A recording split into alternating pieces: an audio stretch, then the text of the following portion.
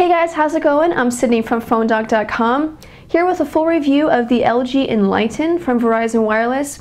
Now, the Enlighten is not going to turn a lot of heads in terms of the spec sheet, but it does have a couple of things that are still selling points. One of them is the fact that it ships with the latest version of Android. It's Android 2.3 Gingerbread. That's something that a lot of phones don't ship with even today, and especially mid-range phones like the Enlighten. So that's unique to this device. Also, it has a physical keyboard. Not a lot of Android devices out there with a physical keyboard. So I've been testing it out. I'm going to do a full review for you guys, tell you what I think of it, how it performs as a phone. I'll also go into the keyboard and tell you what I think of the keyboard. Before we get on to the review, I have to say, especially to our friends at Best Buy Mobile, we thank them all the time because they send us free phones so we can add to our One Paw Bandit game, which is a game where you guys can win free phones. One of the great things about Best Buy Mobile is that when you buy a phone from them, you don't have to worry about rebates. You don't have to worry about remembering to send it in, waiting to get the card or to get the rebate money. You don't have to worry about any of that. At Best Buy Mobile, the price on the tag is the price you pay. So thank you, Best Buy Mobile, for being so awesome. Thank you guys for watching this video. It's a review of the LG Enlighten from Verizon Wireless. I'm Sydney from PhoneDoc.com. Let's go check it out. Okay, so let's get started with the LG Enlighten from Verizon Wireless, one of their new budget Android devices. One of the nice things about this device, as I mentioned in the intro, is that it ships with Android 2.3, which you don't get on a lot of, well, not on every Android device that ships, especially a phone of this caliber.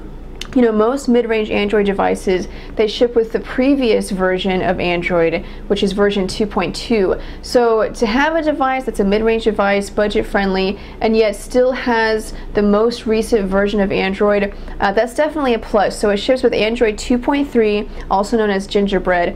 But as you can see, LG has made some customizations and made a couple of changes to Android just to make it a little more visually appealing. So we'll go over a couple of those changes. First of all, on the bottom of the screen here, you can see they've added this dock to different shortcuts. Now you can customize these shortcuts, so out of the box, this Maps shortcut, that was different, but I customized it to go to Maps. And then you can also have a phone, messaging, and then the app drawer. These are what did come by default out of the box. So that's nice, you know, to have a dock there. Then if we go to the app drawer, you'll see this is a little different too because your apps are divided into categories: communication, news and search, media, tools, applications, and downloads. Now if you want to bring this all together and kind of close all of these categories, you just pinch in and then you can just see a list of the categories, the number of items, or you can pinch out and it'll expand all of the categories. So, you know, just a nice little additional feature there. I personally don't like having categories in the app drawer. To me, it's, you know, it kind of hinders me more than it actually helps me, but everyone's different. You can also view your apps in list mode, and then the categories are just the letter of the alphabet since it's in alphabetical order. Most people would probably choose to have it in grid form.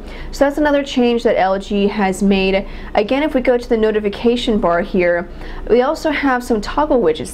They're toggle buttons. That's not something that you get with every Android device. These are very useful, you know, for Wi-Fi, Bluetooth, GPS. Turn those features on or off, and you can change the profile for the ringer to have it on silent or on vibrate. So another additional feature. Along with that, LG has included a messaging widget so you can see your messages. And then if we go to add a widget, first of all, you'll see that this interface is different. On most Android devices, you do a long press and this window pops up, but this is very different. Again, part of LG's customization. So when this pops up, you have options for widgets, shortcuts, folders, or if you want to change the wallpaper. But let's go back over to widgets and we'll see what else LG has included. We have a favorite contacts widget, the digital clock. That's what you saw, what's on the home screen right now. There's a data usage widget, that'll be helpful.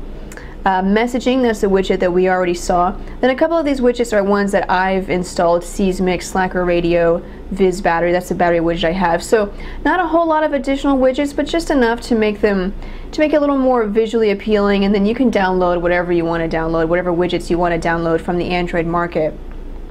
Now let's take a quick hardware tour of the phone. On the front here we have a 3.2-inch display. Just a standard resolution display, 320 by 480 pixels. And you know, it's clear enough, it's bright enough, but it's not going to blow you away. I mean, text is pixelated, graphics are a little rough, a little grainy, but it's still, you know, for a mid-range device, it's about what you would expect. Now, 3.2 inches may seem a little small for some. I think the biggest advantage to this phone is that you have a physical keyboard. So usually 3.2 inches, when you're trying to type on that small keyboard, it can kind of be a little bit too small, a little bit too cramped. But because you have a physical keyboard, it's not quite so bad. So again, it may be, you know, small depending on, you know, how large your hands are, but it helps to have the physical keyboard so you're not, you know, your thumbs aren't crammed onto the display. While we have the keyboard slid out, we'll take a look at it. And you know, there's not a lot of Android devices with physical keyboards, so you always look at them. You know, you want it to be a good keyboard. I've tested this one out, and you know, I have a couple of gripes about it. Mostly, right off the bat, having a space bar in between in a row of letters, that can be kind of frustrating. It's nice that you have the dedicated number row, but because you have a dedicated number row, that means that there's no extra row for the space bar, so it's now in a row of letters. Personally, you know, I don't use numbers very much, so I don't really think most people would need a dedicated number row. I would rather have a dedicated space bar row. Now, if this is your personal device, it's something that you could get used to. It does mean that, you know, certain keys are kind of pushed a little farther to the right than what we're used to. And you just have to get, you know, basically relearn how to type on a keyboard. But it is something that you can get used to. But again, like I said, it's frustrating, it's uncomfortable, and it is going to take time to get used to it. You know, if you have another option, if you're looking at another phone, I would definitely consider something else, you know, simply because just that I think is a design flaw. Another design flaw is, again, going back to the space bar. As you can see, it's a triple wide space bar, which is nice. You know, it's nice to have a long space bar key, but the problem is that the pressure point is, there's only a single pressure point in the middle. So if you're typing and you press it on this end or on this end, it's not going to do anything. It's not going to press the space. You have to push it right in the middle, which to me kind of defeats the purpose of having this wider space bar key, because you know, you essentially just only have the space of about one key to press it. So, you know, when you're typing, you have to be pretty precise with the key, with the space bar. You know, when I'm just typing fast, I don't pay attention to it, but you know, now I do have to pay attention to it, so it kind of slows me down. Again, just one of those minor frustrations and a design flaw. I don't understand why LG did that. It would have been so much better and so much easier to have, you know, 2 pressure points on each side. So again, you know, that's another thing. You can decide if you think that'll bother you or not. Other than that, the keyboard is fine. The keys are pretty flat. See if I can get it at an angle. So you can see they're pretty flat, but they do have this angle on each side, depending on which side of the keyboard it's on. They're plastic keys, but there's just enough grip to them to where the traction is nice. You know, I don't like the keyboards where they're so plasticky that they're just slippery. It's hard to type when my fingers are, you know, sliding all over the keyboard. But this one has nice grip, nice traction. The action on the keys is nice.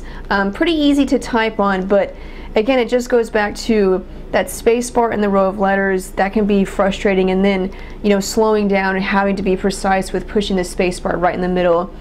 That can be frustrating. In terms of a virtual keyboard, you do have a virtual keyboard, you know, if you want to use it. It only ships with the Android keyboard.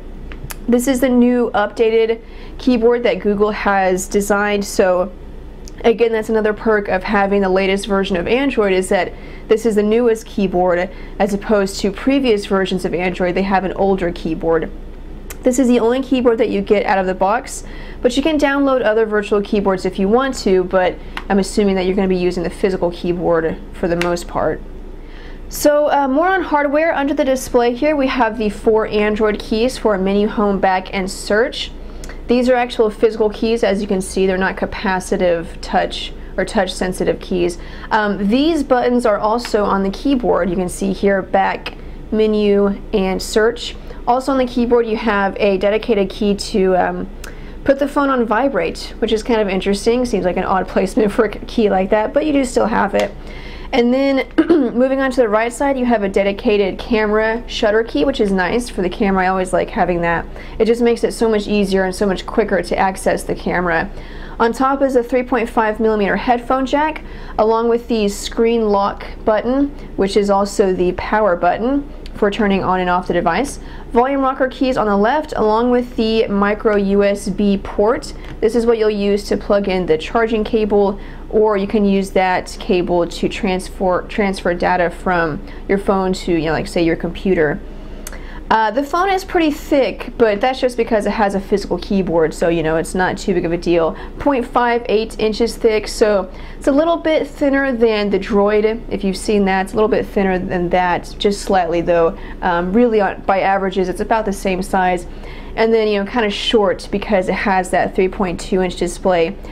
Keep in mind that I have small hands, so every phone looks ginormous while I'm holding it. So if you think, wow, that thing looks huge, it's not really. It's just because I have small hands.